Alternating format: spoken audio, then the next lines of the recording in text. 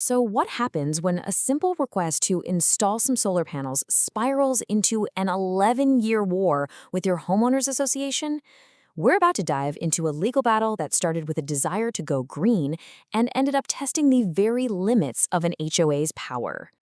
And that's Scott Haferkamp, the owner, right at the center of this story.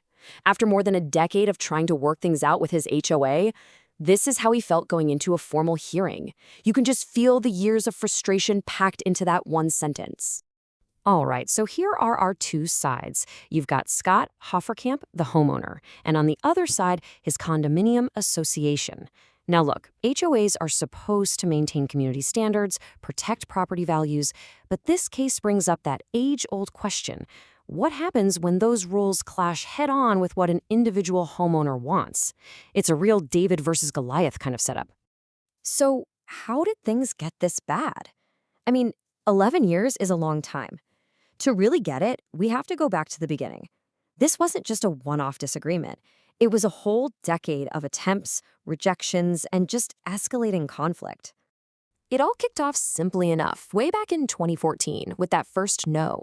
The homeowner pushed back in 2015, getting his neighbors to sign a petition, and then crickets. For almost a decade, nothing really happened. You fast forward all the way to 2024, 2 more applications get denied, and that's what finally leads to a formal complaint in 2025, setting the stage for this whole legal showdown. Okay, so why all the denials in the first place? Well, the HOA's main argument hinged on this key concept, the common element. See, in a condo complex, you don't actually own your own roof. The association owns it on behalf of everyone. So the HOA's argument was, hey, putting solar panels up there means changing this shared property, and we're just not going to allow that. But after that first denial, the homeowner didn't just throw his hands up. Nope, he got strategic. He actually dug into the HOA's own bylaws and found what he thought was a loophole. If he got signatures from 25% of the homeowners, he could force them to hold a special meeting. So he hit the pavement, got the signatures, and basically tried to use the board's own rulebook against them. All right, so you've got this 11-year mess of applications, petitions, and denials. How on earth does a court even start to unravel all that? Well, this is where the legal process kicks in, and its first job is to find a single, clear issue in all the chaos. The path to getting a hearing is, it's pretty formal. You start by filing a petition. The case then gets passed over to the Office of Administrative Hearings. But honestly, the most important step is next, the pre-hearing conference. That's where a judge sits down with both sides to cut through all the noise and figure out what are we actually fighting about here, legally speaking. And the judge, she was blunt. The homeowner's petition laid out a decade's worth of problems, but he'd only paid the filing fee for one single issue. So the judge made it crystal clear. You gotta pick one fight. All that history, all that frustration, it had to be boiled down to just one specific legal question. And just like that, the entire case got laser focused. Forget the 3 denied applications, forget the bigger debate over solar energy. The whole thing was now about one very specific moment in time. And this was it. This was the one question. The entire case came down to that petition from 2015. Did the HOA break its own rules by basically ignoring the homeowner's request, a request backed by his neighbors to create some guidelines for solar? That's the question the judge now had to answer. So, with the legal question finally pinned down, the hearing itself turned into this dramatic clash of memories.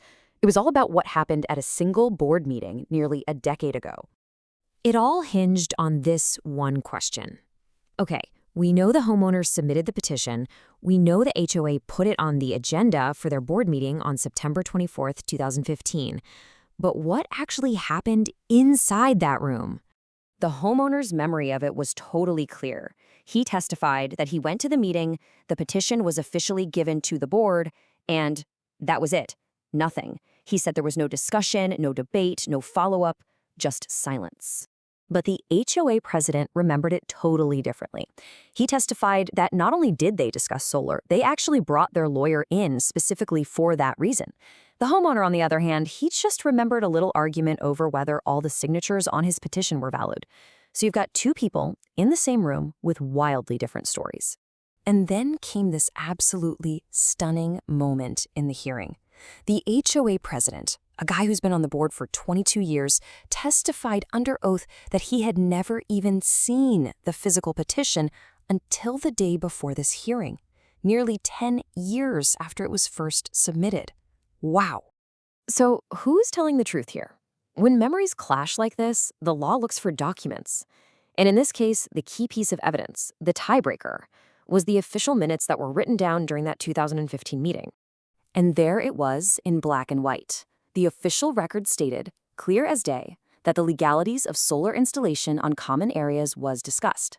That one sentence from the official record directly backed up the HOA president's memory, not the homeowners. With the facts now pretty much set by those meeting minutes, all that was left was for the judge to apply the law. And this is really where the case shifts from what people remember happening to what the rules actually say.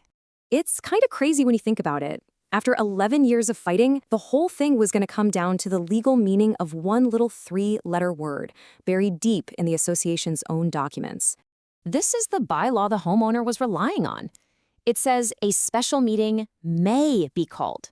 Not shall be called, not must be called, may. And, as it turns out, in the eyes of the law, that one word makes all the difference in the world. So the judge's logic here was super methodical.